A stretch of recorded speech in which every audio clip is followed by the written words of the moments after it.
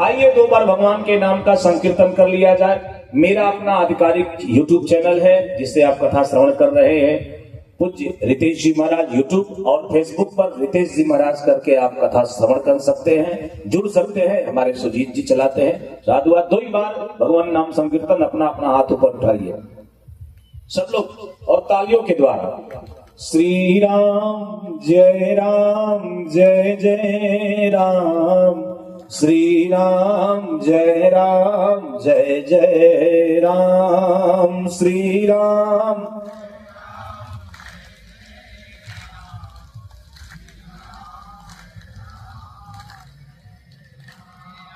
श्री राम जय जय राम, श्री राम जय जय राम, श्री राम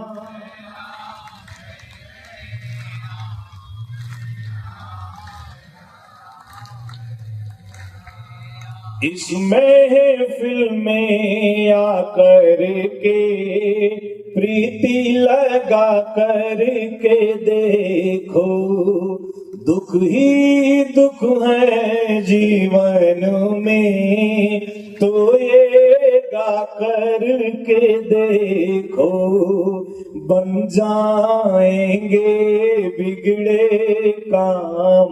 श्री राम जय जय राम, श्री राम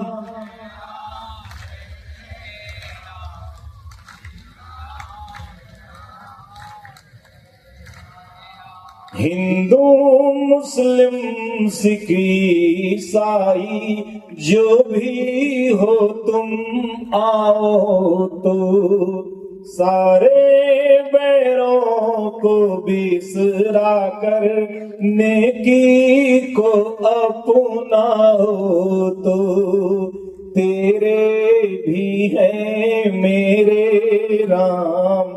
श्री राम जय जय राम, श्री राम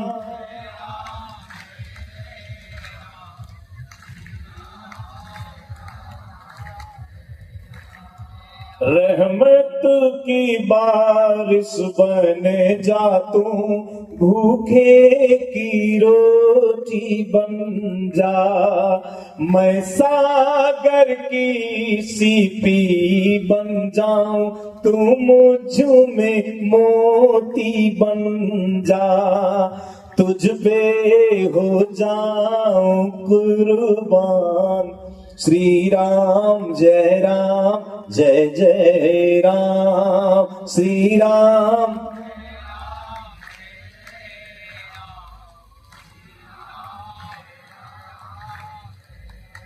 बोलो श्री राम जय जय राम, श्री राम जय जय राम, श्री राम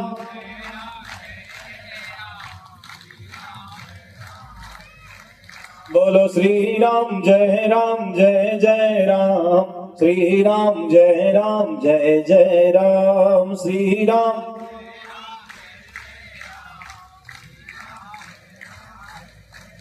श्याम गुरु रामचंद्र भगवान की। ओम नमः पार्वती पतये हर हर महादेव। एक बनारस का विद्वान पंडित राम गुलाम तिवारी रोज संकट मोचन हनुमान जी में जाके हनुमान जी को कथा सुनाते थे। प्रतिदिन सुन लो मैया ध्यान से, भगवान कैसे कृपा करता है। रोज हनुमान जी को पंडित जी जाके कथा सुनाते थे। एक दिन जैसे घर से निकले कथा सुनाने के लिए, पत्नी ने हाथ पकड़ा और पकड़ के कहा, ए जी कहां जा रहे हैं? पंडित जी ने कहा, हनुमान जी को कथा सुनाने के लिए संकट मोचन मंदिर में। पत्नी ने व्यंग बोला, रोज हनुमान जी को कथा सुनाते हो, कथा दिख रही है, बेटी जवान हो गई है, बेटी ब्याह के योग्य हो गई है, बेटी सयानी हो गई है, विवाह करना है, यह नहीं दिख रहा है। हनुमान जी विवाह करेंगे? व्यंग बोला, हनुमान जी विवाह करेंगे? बड़ा हनुमान जी को कथा सुनाने वाले आए, एक पैसे का आता पता नहीं, और हनुमान जी को कथा सुनाते हैं, हनुमान जी से आपकी बेटी का विवाह करेंगे। क्रोधित हो गई। पंडित जी निकले तो, लेकिन आंखें भर गई। उस दिन जब गए संकट मोचन हनुमान जी को प्रणाम किए, आंखों से झरझर झरझर अश्रु गिर रहा था, तो रो रहे थे। पुजारी पूछ बैठे, बाबा क्या बात है? बाबा ने कुछ नहीं कहा, और हनुमान जी को कथा सुनाना शुरू किया। कथा सुनाना शुरू किया। जब कथा के मध्य में प्यास लगी, पानी पिए।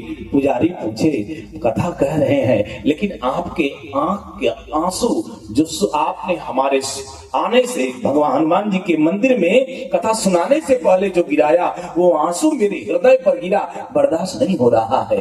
क्या हुआ? पंडित जी ने पूरी बात बता दिया। कथा शुरू हुई, विश्राम ली। जैसे विश्राम ली, पंडित जी ने हनुमान जी को प्रणाम किया, और जैसे मुड़ के जाने को हुए, संकट मोचन हनुमान मंदिर में हनुमान जी के चरणों में काशी नरेश ने हीरे की अंगूठी चढ़ाया था। सुबह की बेला में कोई मनौती पूरा हुई थी, और काशी नरेश ने हीरा जड़ित अंगूठी हनुमान जी को चढ़ाया। जैसे मुड़े, वो अंगूठी उछली, और उछल करके पंडित राम गुलाम तिवारी के आंचल में आकर के गिर पड़ी। पुजारी ने कहा, बाबा हनुमान जी ने कथा की दक्षिणा दे दिया, ले रख लो। बड़ा ईमानदार ब्राह्मण। पंडित जी ने कहा, ये हीरा की अंगूठी मैं गरीब ब्राह्मण क्या करूंगा, ये यहां कैसे? पुजारी ने कहा, सुबह सुबह काशी नरेश ने हनुमान जी की पूजा अर्चना किया है, मंगला आरती में करने के बाद ये अंगूठी चढ़ाया है, कोई मनौती पूरी हुई और उन्होंने चढ़ाया, और हनुमान जी ने वही आपको आपकी पत्नी के व्यंग बोलने पर दक्षिणा के स्वरूप दिया है। ये हनुमान जी का आशीर्वाद है, रख लीजिए। पंडित बड़ा ईमानदार, ये हीरा की अंगूठी मैं क्या करूंगा। फिर ले जाकर के हनुमान जी के पास रखे, जैसे जाने को मुड़े, अंगूठी फिर छटकी, और फिर पंडित के सामने आके गिर गई। इस बार पुजारी ने कहा, अब तो रख लो, हनुमान जी दे रहे हैं, लेकिन धन्य है वो पंडित, अंगूठी उठाए, घर नहीं, सीधे काशी नरेश के दरबार में पहुंच गए। और जैसे काशी नरेश के दरबार में पहुंचे, पीछे पूछे वो हनुमान जी संकट मोचन मंदिर के पुजारी भी गए। और जैसे काशी नरेश के दरबार में राजा के सामने अंगूठी को उठा करके रखा, राजा ने कहा, ये अंगूठी तो मैंने हनुमान जी को चढ़ाया, आपके पास कैसे आ गई पंडित जी?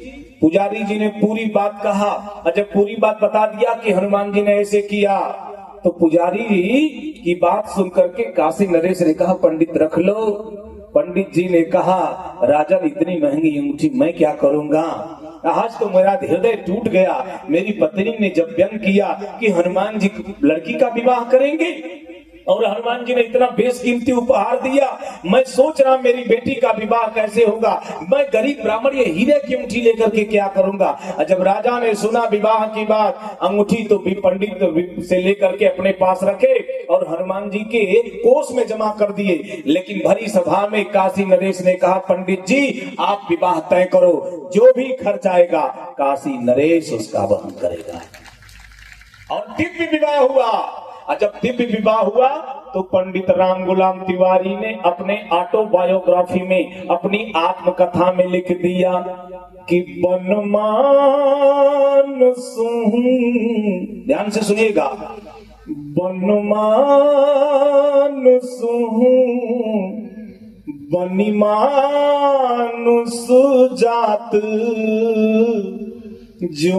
जुमानस में नित मानस राखे, भावे कविता नहीं और किसी की, जो तुलसी रस माधुरी चाखे। तो कहा सार की बात तो सुनो धरी ध्याने, जो राम गुलाम सत्य न भाखे। क्या सत्य कह रहे हो पंडित? कहा एक दिना मिल जाएंगे राम जो मानस ही लगी रही आंखें, जो मानस ही लगी रही आंखें, जो इच्छा करी हम मन माही, जो इच्छा करी हम मन माही, प्रभु प्रसाद कछु दुर्लभ नाहि। भगवान की कृपा से अगर आप उनके भक्त हो, कोई भी इच्छा करोगे मैया वो पूरा करने में परमात्मा कभी पीछे हटने वाला नहीं है। हम माने तो उसको कि मेरा परमात्मा है, मेरा प्रभु है, मेरा ठाकुर है। बड़ा अच्छा लग रहा था, श्रवण कर रहे थे राम के वनगमन से लेकर भरत जी के जो है पादुका राम जी का भरत जी लेकर के आए। आप श्रवण किए, भरत चरित्र की बात थी, सुनाया। लेकिन आइए, कहना तो मुझे वो था, लेकिन एक बड़ी प्यारी सी बात आ गई उसी में मेरे मस्तिष्क में, आपको सुनाता हूं, सुन लीजिएगा। और आपकी बात आएगी। और एक बात और सुन लेना, मैं प्रश्न भी करता हूं कथा में और आपको जवाब भी उसका देना पड़ेगा। 13 वर्षों से कथा श्रवण कर रहे हैं, क्यों भैया, है कि नहीं है? तो सुनना मन से, ये नहीं कि एक जगह कथा कह रहे थे, एक माता जो है बार बार बगल वाले से बतिया रही थी। हमने कहा मैया क्यों बात कर रही हो, कथा में आई हो तो बात मत करो।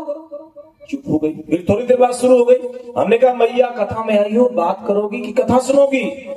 मैया खड़ा हो गई, कही बाबा समस्या है। हमने कहा क्या समस्या? कथा में आ गई, घर में ताला वाला बंद किया ना। मैया ने कहा बाबा तालावा तो बंद की हूँ, खींचना भूल गई हूँ कि बंद है कि खुला। तो कुछ लोग पंडाल में बैठ के ताला खींचते हैं कि खुला है कि बंद। अरे मनी राम बड़े खतरनाक है, मनी राम ये हमेशा भागते रहते हैं, तो इनको संभालो, कथा में लगाओ। निवेदन करो श्रोता भगवान बड़े अच्छे हो और बड़े मन से सुन रहे हो तो सुन लेना। जिस वक्त माता कैकेयी ने भगवान राम को 14 वर्ष का वनवास मांगा, कौन सा? तापस वेश विशेष उदासी 14 बरिस राम बनवासी। तपस्वी का वेश बना करके राम जी को 14 वर्ष के लिए जंगल जाना होगा, ये वरदान मैया कैकेयी ने मांगा। बड़े ध्यान से सुनना श्रोता भगवान, जैसे वरदान मांगा और ये समाचार सुमंत जी जब आए, पता चला राजा ने आज्ञा, रानी ने आज्ञा दिया राम को बुला करके लाओ। और जैसे राम को बुलाने के लिए सुमंत जी गए, सुमंत जी के साथ राम जी अयोध्या के उस कनक भवन में प्रवेश कर रहे हैं, जहां राजा दशरथ कैकेयी के कोप भवन में बेहोश पड़े हैं। एक जगह एक आदमी ने कहा महाराज पहले के राजाओं का गजब महल था, महल में भी कोप भवन, एक ऐसा कमरा जिसका नाम ही कोप भवन था। हमने कहा इसलिए था कि लोग कहते थे, गुरुदेव ने कहा, जानते हो इसका उत्तर क्या? बोले लोग कहते पहले कमरा हो जाता, कोई नाराज होता उस कमरे में चला जाता, लोग घर भर के जान जाते ये नाराज है, पूरा घर मनाता उसको, ये नाराज। ओ हंसा जोर से और हंस करके गुरुदेव के सामने कहा गुरुजी गजब का संस्कार, गजब की संस्कृति, गजब की व्यवस्था, घर में भी एक कमरा कोप भवन। गुरुजी ने कहा बेटा पहले घर में एक कमरा था कोप भवन, आज हम इतने एडवांस हो गए हैं कि पूरा घर में कोप भवन हो गया है। कोई किसी से बात करने को भी तैयार नहीं है, कोई किसी के साथ हंसने को भी तैयार नहीं है। कोप भवन में जैसे राम जी पहुंचते हैं और दशरथ जी जैसे देखते हैं राम जी को गले से लगा लेते हैं, श्रोता भगवान जैसे राम जी को गले से लगाते हैं, चल चल चल चल अश्रुधारा राम जी के शरीर पर दशरथ जी के आंसू से गिरने लगी, आंखों से।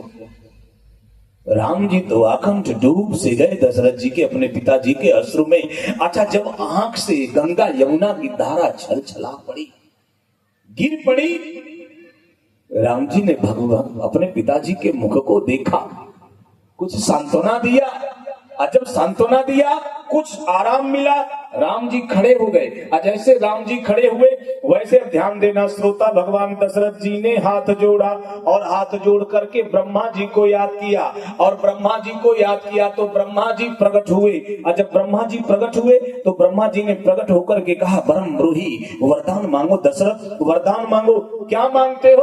आप कहोगे ए रितेश बाबा कहाँ लिखा है? तो बाबा तुलसी लिखते हैं कि विधि मनाऊ राव मन माही, विधि मनाऊ राव मन माही,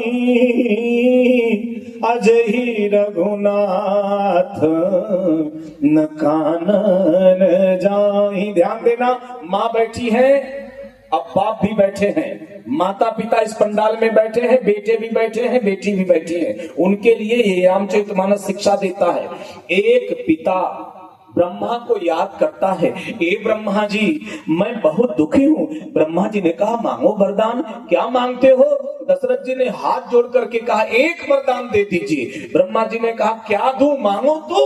दशरथ जी ने कहा एक वरदान इतना ही दीजिए कि मेरा बेटा राम जंगल न जाए। यही ना है श्रोता भगवान, एक बाप भगवान से वरदान मांगता है कि मेरा बेटा जंगल ना जाए। जैसे कहा मेरा बेटा जंगल ना जाए, ब्रह्मा जी तो हंस पड़े और हंस करके ब्रह्मा जी ने दशरथ जी से कहा क्या मांग रहे हो दशरथ? यही रघुनाथ न कानन जाए, ये राम जंगल ना जाए, ये वरदान? हाँ हाँ। ब्रह्मा जी ने कहा मैं ये नहीं दे सकता दशरथ, मैं ये वरदान नहीं दे सकता। और जैसे दशरथ जी ने सुना ये वरदान नहीं मिलेगा, इस जैसे लगा कलेजा फट जाएगा, और कलेजा फटेगा, गिरेंगे, प्राण निकल जाएगा। दशरथ जी ने सोचा अरे मेरा राम तो फणि बीड़ मणि जिमी जल बिन मीना, अमम जीवन तिम तुम्हि अधीना। मैंने उस जन्म में मनु के रूप में कथा श्रवण कर रहे थे, मैंने विधाता से मांगा था, मैंने ठाकुर से मांगा था, मेरे पुत्र के रूप में अगर आप आते हो तो मेरा और आपसे वही स्नेह हो जैसे एक सांप का मणि से, एक मछली का जल से। मछली जल से निकलेगी, जल का कुछ नहीं बिगड़ेगा, लेकिन मछली का प्राण निकल जाएगा। फड़ी से मणि निकलेगी, मणि का कुछ नहीं बिगड़ेगा, लेकिन फड़ी का प्राण निकल जाएगा। इसको कहते हैं केवलपन। One side love is dangerous thing. समझ रहे हैं? एक तरफा प्यार खतरनाक होता है, एक तरफा प्रेम खतरनाक होता है। मछली का जल से प्रेम है, लेकिन जल का मछली से कोई प्रेम नहीं है। फड़ी का मणि से प्रेम है, सांप का मणि से प्रेम है, लेकिन मणि का सांप से कोई प्रेम नहीं है। बोले क्यों? कहा जल के बिना, मछली के बिना जल रह सकता है, मणि के फड़ी के बिना मणि रह सकती है, लेकिन बिना मणि के फड़ी नहीं रह सकता, और बिना जल के मछली रहने वाली नहीं है। वैसे राम के बिना मैं इस अयोध्या के राजप्रासाद में जिंदा रहने वाला नहीं हूँ। ब्रह्मा जी आप तो विधि हो, आप तो विधाता हो, आप तो जनरेटर हो। सुन लेना, राम, ओम, अल्लाह और गॉड ये एक है। राम में तीन आते हैं, र, अ, म।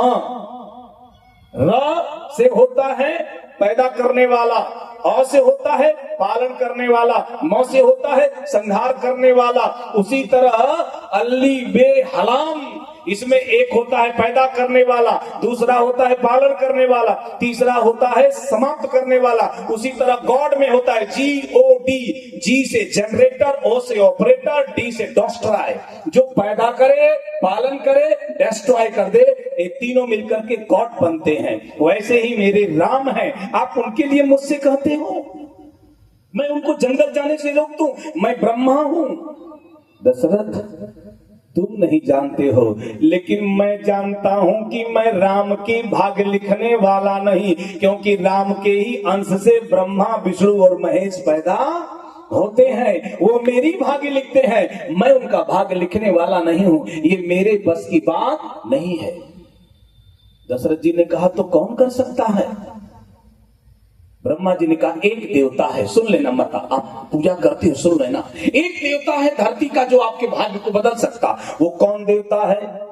तो बाबा तुलसी लिखते हैं कि जो तप करई कुमारी तुम्हारी तो भावी मेटी सकही त्रिपुरारी। अगर भावी मिटाने वाला एक लौता देवता है तो वो कौन देवता है? भगवान शंकर, जो आपके भाग्य को बदल सकते हैं। अच्छा, सियावर रामचंद्र भगवान के भाग्य को शंकर भगवान बदल सकते हैं। किसी जी ने शंकर जी से पूछा आप भाग्य बदलते हो? शंकर जी बोले हाँ बदलता हूं। कहा सबकी भाग्य बदल सकते हो? कहा हाँ। कहा तो राम जी की भी बदल दोगे? शंकर जी ने कहा ना। बोले क्यों? अरे कहा मैं राम की भाग्य क्या बदलूंगा, मैं किसी का भाग्य क्या बदलूंगा, सबका बदल सकता हूं, राम की नहीं। बोले क्यों राम की नहीं बदल सकते? शंकर जी ने कहा जब अपने पत्नी की भाग्य नहीं बदल पाया सती की, हमरे कहे न संशय जाहि तो विधि विपरीत भलाई। क्यों? बोले होई है सोई जो राम रच राखा को करी तर्क बढ़ावई शाखा। एक आदमी का है रितेश बाबा बड़ी प्रवचन करते हैं, बात बताइए। शंकर जी नाम शंकर भगवान काशी विश्वनाथ देवाधिदेव महादेव औढ़ दानी शिव शंभु पिनाकी तमाम आप कहते हैं? हाँ कहते हैं। कहा हम उनको भगवान माने? जो अपनी पत्नी को नहीं समझा पाया वो दुनिया को क्या समझाएगा? जो अपनी पत्नी को नहीं समझा पाया वो दुनिया को क्या समझाएगा? हमने कहा मान्यवर खड़ा हो जाइए, आप अपनी पत्नी को समझा पाते हैं? पोजीशन डाउन हो गई, पोजीशन डाउन हो गई। अरे यही नहीं, अगर ये अपने मन पर आ जाए तो आपकी क्या किसी की भी औकात नहीं है जो इनको समझा दे। अगर ये न समझने का मन बना ले तो कोई समझाने वाला नहीं है, कोई नहीं समझा सकता। ये मानेंगे तब आप समझा सकते हैं। शंकर जी की बातें छोड़ दीजिए। ब्रह्मा जी ने कहा शंकर जी को याद करो, शंकर जी भाग्य बदल देंगे। अब जैसे कहा शंकर जी भाग्य बदल देंगे तो दशरथ जी ने हाथ जोड़ दिया और हाथ जोड़ करके कहा सुमेरी महेश कहीं निहोरी अभिनति सुनऊ सदा शिव मोरी।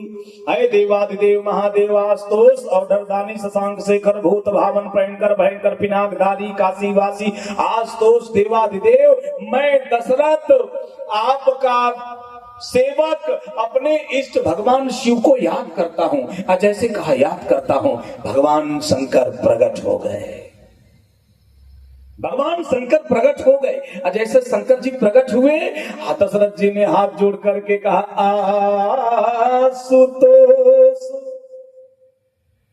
तुम अवधर दानी आरती हरहूं दीन जन जानी।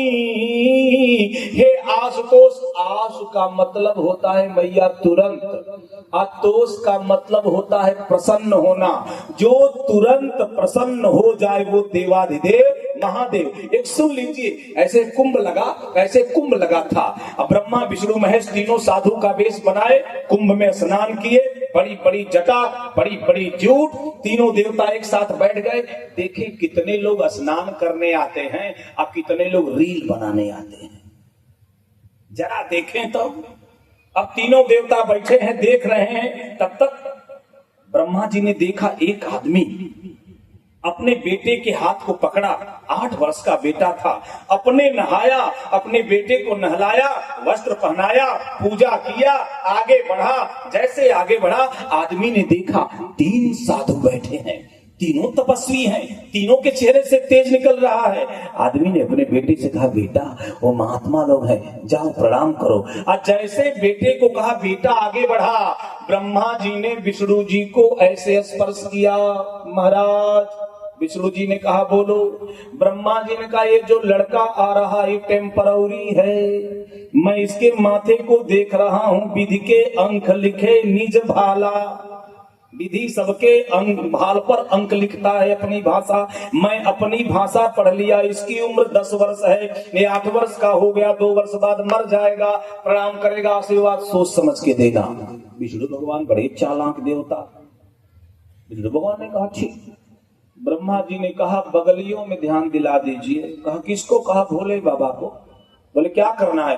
कहा इनको भी कह दीजिए कि सोच समझ के वरदान दें, पता नहीं क्या दे देंगे, हम परेशान हो जाते हैं इनसे। विष्णु भगवान ने शंकर जी से कहा बाबा, बाबा मस्त है। हाँ, कहा लड़का टेम्पररी है, आशीर्वाद सोच समझ के दीजिएगा। भोले बाबा ने आंख खोला, कहा क्या? कहा लड़का टेम्पररी है, आशीर्वाद सोच समझ करके दीजिएगा। भोले बाबा ने कहा आने दो, परमानेंट कर देता हूं। ब्रह्मा जी बोले भगवान ही मालिक है, क्या करेंगे। लड़का आया, ब्रह्मा जी को प्रणाम किया, दंडवत। ब्रह्मा जी ने कहा सुखी रहो, सुखी रहो, सुखी रहो। विष्णु भगवान को प्रणाम किया, बाबा दंडवत। विष्णु भगवान ने कहा खुश रहो, खुश रहो, खुश रहो। और जैसे भोले बाबा की तरफ मुड़ा, भोले बाबा ध्यानस्थ थे, आंख मूंदे हुए पड़े परमात्मा भगवान श्री रामभद्र को याद कर रहे थे। जैसे चरणों पर ये बच्चा गिरा, बाबा दंडवत। भोले बाबा ने जैसे सुना दंडवत, इधर ब्रह्मा विष्णु की हार्ट बीटिंग बढ़ गई, भगवान है मालिक है, क्या करेंगे। और जैसे भोले बाबा के कर्णकुहरों से हृदय प्रदेश में आवाज गई दंडवत। भोले बाबा ने आंख खोला, कहा बच्चा अमर रहो, अमर रहो। ब्रह्मा बोले हो ही गया काम, अब फिर से फाइल खोलो, फिर से लिखो। ये है भोले बाबा, विलक्षण देवता। मैंने कल कहा ना, इकलौते देवता भोले बाबा हैं जो एप्लीकेशन बाद में पढ़ते हैं, साइन पहले कर देते हैं। जैसे पढ़ा तुरंत साइन। वैसे जैसे भोले बाबा प्रकट हुए, वैसे प्रणाम करके दशरथ जी ने रोते हुए भोले बाबा से कहा सरकार आपके चरणों में आज दशरथ का कोटि कोटि प्रणाम स्वीकार हो। भगवान ने कहा खुश रहो। कहा क्या खुश रहो? एक वरदान दे दीजिए। अब ध्यान दीजिएगा, सुनिएगा। अब तक हंस लिए, अब गंभीर हो जाइए। दशरथ जी ने कहा क्या खुश रहिए, एक वरदान दे दीजिए। भगवान शंकर ने कहा क्या वरदान मांगते हो दशरथ? दशरथ जी ने हाथ जोड़ करके कहा तुम प्रेरक सबके हृदय, असमति राम ही देव, बचन मोरित जराई गृहा, परिहरशील सने। सबके हृदय में आप प्रेरणा करते हो, आप आशुतोष हो, आप औढ़र दानी हो, आप सबको प्रसन्न कर देते हो। हे भोले बाबा ऐसा काम करिए। क्या करूं दशरथ? कहा मेरे राम के हृदय में ऐसी प्रेरणा कर दीजिए कि मेरा राम मेरी एक बात न माने, मेरे शील का, मेरे स्नेह का परित्याग करके घर रह जाए, लेकिन मेरी अवज्ञा करके मेरा राम मेरी आंखों के सामने रहे। जैसे कहा भगवान शंकर की भी आंखें भर गई। ओह क्या प्रेम है बेटी से, पुत्र से, क्या प्रेम है, क्या स्नेह है। और शंकर जी की आंख जल से, अश्रु से भर गई। दशरथ जी के राम जी के प्रति अनन्य अनुराग को देख करके इस रितेश की आंख भर जाती है। कब? जब रितेश पढ़ता है कि एक त्रेता का बाप ब्रह्मा से, शंकर से हाथ जोड़ करके कहता है मेरी एक वरदान को पूरा कर दीजिए। क्या पूरा कर दूं? कहा मेरा बेटा राम मेरी एक बात न माने। त्रेता का बाप देवताओं से हाथ जोड़ करके वरदान मांगता है कि मेरा बेटा मेरी एक बात न माने। और कलयुग का बाप महात्माओं के यहाँ, संतों के यहाँ, विद्वानों के यहाँ, मंदिरों में, यज्ञों में, पुजारियों के यहाँ, महंतों के यहाँ रोता है, गिड़गिड़ाता है, छटपटाता है। लोग पूछते क्यों रो रहे हो? कलयुग का बाप कहता है इसलिए रो रहा हूँ। क्या मांगते हो? कलयुग का बाप कहता है इतना आशीर्वाद दे दीजिए कि मेरा बेटा मेरी कम से कम एक बात मान जाए। ये कलयुग का बाप है। कलयुग का बाप रोता है कि मेरा बेटा मेरी एक बात मान जाए। और त्रेता का बाप रो रहा है कि मेरा बेटा मेरी एक बात न माने। इतनी लंबी यात्रा है, इतनी लंबी यात्रा है। एक माता पिता ने अपने 2 बेटों को पाला पोसा, बड़ा किया, आईएएस बना दिया, दोनों बड़े अधिकारी हो गए। पिता ने मेहनत करके आईएएस बनाया। एक दिन पिता को हार्ट अटैक आया और पिता मर गया। जब पिता मर गया, बच्चे आए, पिता का अंतिम संस्कार किए। अंतिम संस्कार करके 2 दिन बीता, 13 ही नहीं बीती, घर बट गया, द्वार बट गया, बंगला बट गया, कार बट गई, बैंक बैलेंस बट गया, फैक्ट्री बट गई, संपत्ति बट गई, जमीन बट गई, जायदाद बट गई, सब बट गया।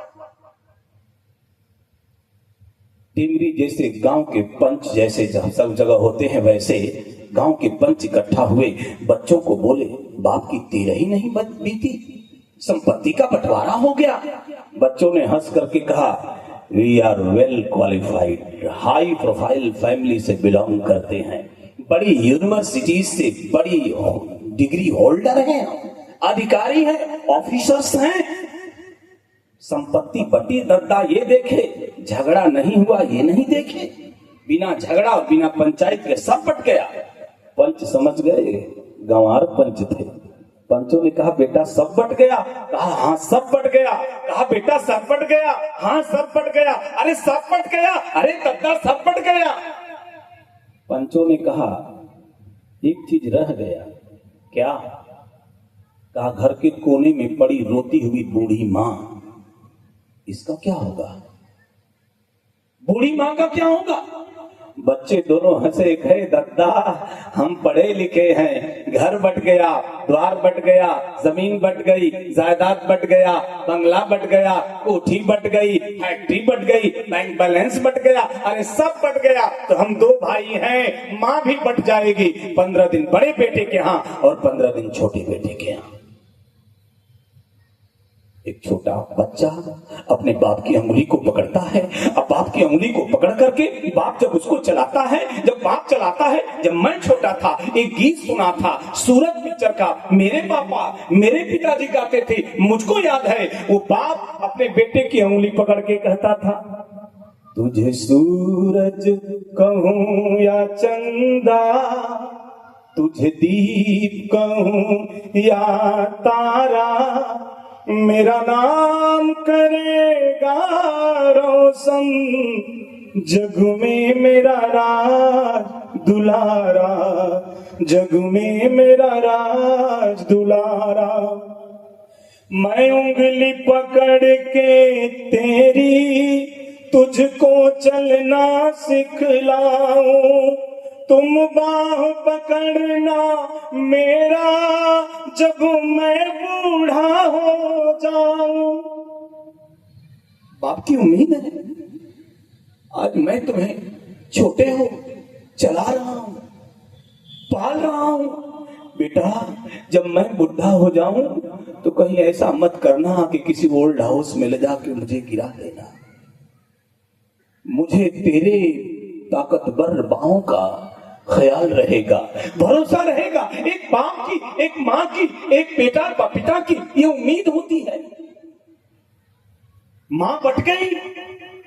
जैसे आपके यहाँ प्रवचन हो रहा था, उस गांव में भी हो रहा था। एक दिन एक संत कथा कह रहे थे, कथा विश्राम ली, माता आई प्रणाम की। विश्राम के समय वक्ता जब विदा होता है, माताएं प्रणाम करती, लोग प्रणाम करते, कुछ पैसा दिया, प्रणाम किया। उस पंडित जी ने पूछ दिया, उस संत ने पूछ दिया, मैया कुछ खाया? जैसे कहा कुछ खाया, वो माँ रो पड़ी, रो करके बोली, नहीं बाबा आज उपवास है। बाबा ने कहा, मैया आज ज्योतिया नहीं है, आज रामनवमी नहीं है, आज एकादशी नहीं है, आज मंगलवार नहीं है, आज बृहस्पतिवार नहीं है, आज रविवार नहीं है, आज बुधवार का दिन है, उपवास किस बात का? उस माँ ने रोते हुए कहा, बाबा आज कोई व्रत नहीं है, आज 31 तारीख है। आज जिस महीने में 31 तारीख आती है, न बड़ा बेटा भोजन देता है, न छोटा बेटा भोजन देता है, क्योंकि 15-15 दिन बेटों के यहाँ रहना होता है। 30 महीने वाली 30 दिन के महीने में भोजन तो मिल जाता है, 31वें तारीख वाले में न बड़ा बेटा पूछता है न छोटा बेटा पूछता है। मैं इतना कहना चाहता हूं, मांस के लोथड़े के रूप में माँ के गर्भ में 9 महीने पलने वाले हम और आप, माता अपने खून को पिलाती है, अपने दूध को पिलाती है, और हम मांस के लोथड़ों को पाल पोस करके बड़ा करके मांस के लोथड़े को मानव की योनि में पहुंचा देती है। और जब हम बड़ी यूनिवर्सिटीज में पढ़ लेते हैं, हम बड़ी डिग्री ले लेते हैं, हम बड़े डिग्री होल्डर हो जाते हैं, हम बड़े ऑफिसर हो जाते हैं, तो जिस माता पिता ने मांस के लोथड़े को खींच करके मानव की योनि में पहुंचा दिया, उसी माता पिता को बुढ़ौती की अवस्था में मानव की योनि से खींचकर बंदर की योनि में पहुंचाते हैं, कभी इस डाल पर कभी उस डाल पर। क्या हम यही पढ़े लिखे हैं? क्या यही हमारे जीवन की नैतिकता है? क्या यही हमारे जीवन का मूल उद्देश्य है? हम कहां चल रहे हैं? हम कहां भटक रहे हैं? ये मानस सिखाता है। निवेदन करूं श्रोता भगवान, दशरथ जी महाराज रो पड़े, रो करके कहे मेरे राम को जंगल न हो, मेरा राम मेरी बात न माने, ऐसा आशीर्वाद दे दीजिए। आज ऐसा कहा, ऐसा आशीर्वाद दे दीजिए। भगवान शंकर ने हंस करके दशरथ जी से कहा, दशरथ बिचल गए दशरथ, रास्ते से हट गए दशरथ। दशरथ जी ने कहा कैसे?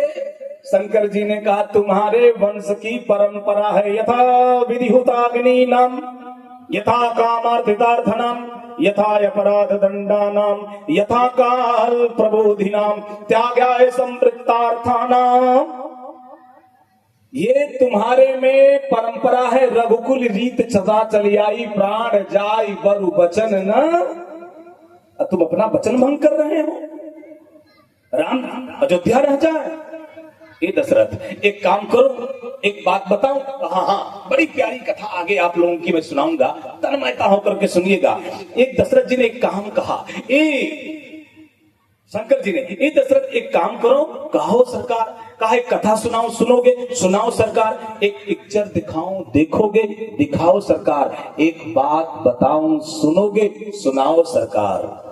दशरथ जी ने दशरथ जी को सुनाना किया, शुरू किया। भगवान शंकर ने कहा शिविदधीच हरिचंद नरेसा, असह उधर महित कोटि कलेसा, रंती देवा बलि भूप सुजाना, अधर उधरम सही संकट नाना, अधर्म न दूसर सत्य समाना, आगम निगम पुराण बखाना। जैसे ये सुनाया, दशरथ जी की आंख खुल गई और दशरथ जी ने हाथ जोड़ करके शंकर जी से कहा, सरकार कुछ समय दे दीजिए, बताता हूं।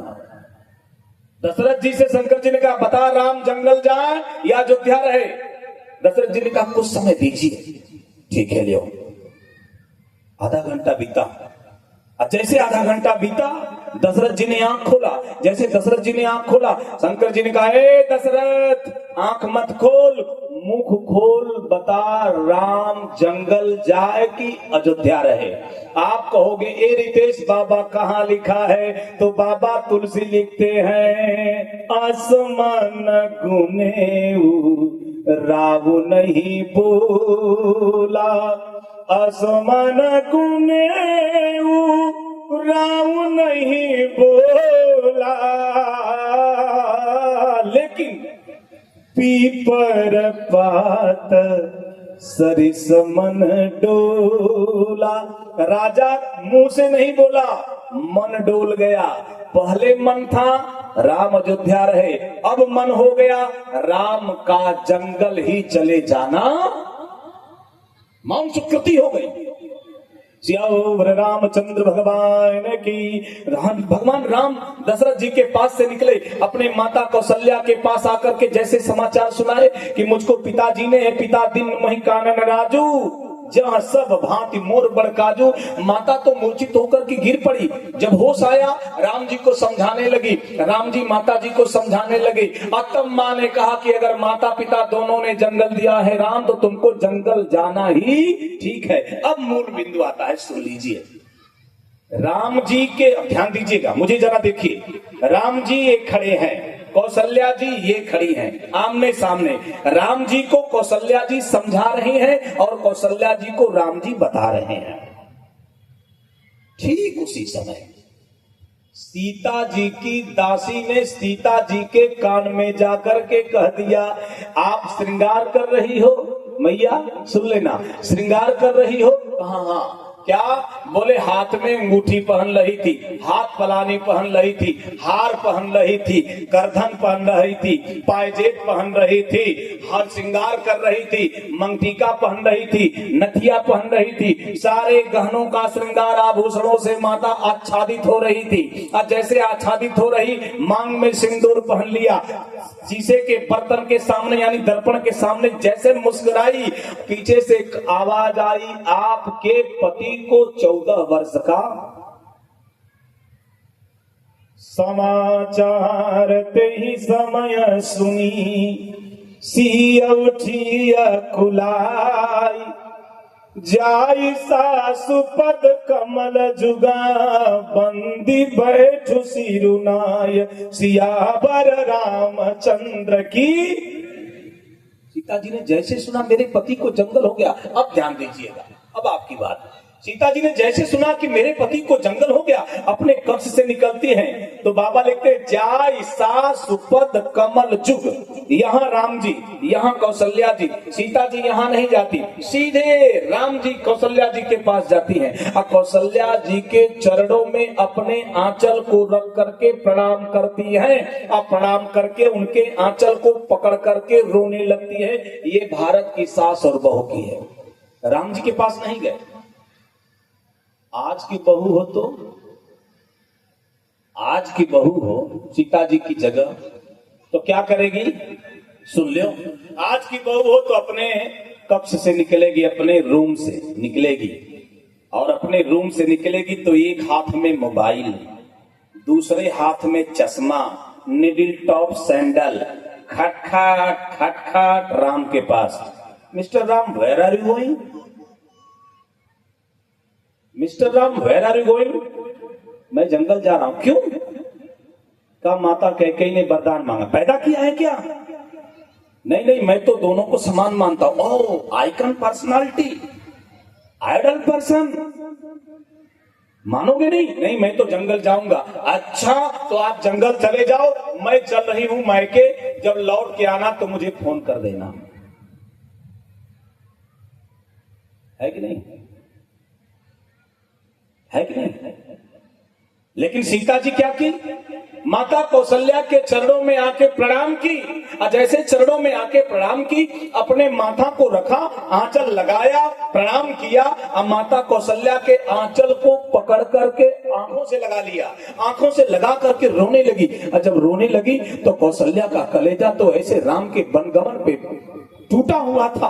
कौशल्या जी ने अपने हाथ को सीता जी के सर पे रखा और सर पे रख करके कहा, सीते इसलिए रो रही हो कि राम जंगल जा रहा है? माता सीता ने कहा नहीं। कहा इसलिए रो रही हो कि राम कंटका के मार्गों पर नंगे पांव जाएगा? सीता जी ने कहा नहीं। कहा इसलिए रो रही हो क्योंकि पति से तुम्हारा बिछोह होगा? सीता जी ने कहा नहीं। कहा इसलिए रो रही हो कि पत्ते के बिछौने पर राम को सोना पड़ेगा? सीता जी ने कहा नहीं। कहा इसलिए रो रही हो कि राम को समय पर भोजन नहीं मिलेगा? सीता जी ने कहा नहीं। तो कौशल्या जी ने कहा फिर क्यों रो रही हो? तुम्हारे रोने का कारण क्या है? जैसे कहा रोने का कारण क्या है? आज भारत की एक आदर्श बहू ने एक आदर्श सास से आदर्श स्थापित करते हुए आदर्श बात कह दिया। माता सीता जी ने माता कौशल्या से बोल दिया, सेवा समय दैव बन दीना, सेवा समय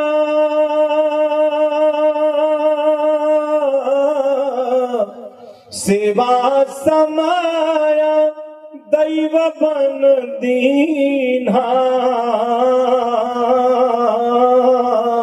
अमोर मनोरथ सफल न कीना। पढ़े लिखे लड़के लड़कियां बैठी हैं, यहाँ सीता जी इनडायरेक्ट नरेशन बोल रही है। जब मैं हाई स्कूल में था तो नरेशन पढ़ाया गया था, डायरेक्ट नरेशन और इनडायरेक्ट नरेशन। यहां सीता जी बात को घुमा के कह रही हैं, सेवा समय दैव बन दीना। मतलब ए माता, जब मैं विवाह करके आई थी अयोध्या में जनकपुर से, मैं छोटी थी, लेकिन आप लोगों ने छोटी सीता को पाल पोस करके खोड़स वर्षी सीता बना दिया। आज मैं सीता जब 16 वर्ष की हो गई, आज 16 वर्ष से ऊपर चली गई आपके पास, जब मैं युवा हो गई, जब छोटी थी आप लोगों ने सेवा किया, और जब मैं आपके सेवा करने की योग्य हो गई तो उस विधाता ने हमें जंगल दे दिया। इसको कहते हैं इनडायरेक्ट नरेशन, यानी मैं भी जंगल जाऊं, इसको कहते हैं जाना। मैं रितेश सीता जी से पूछना चाहता हूं, जंगल तो राम को हुआ,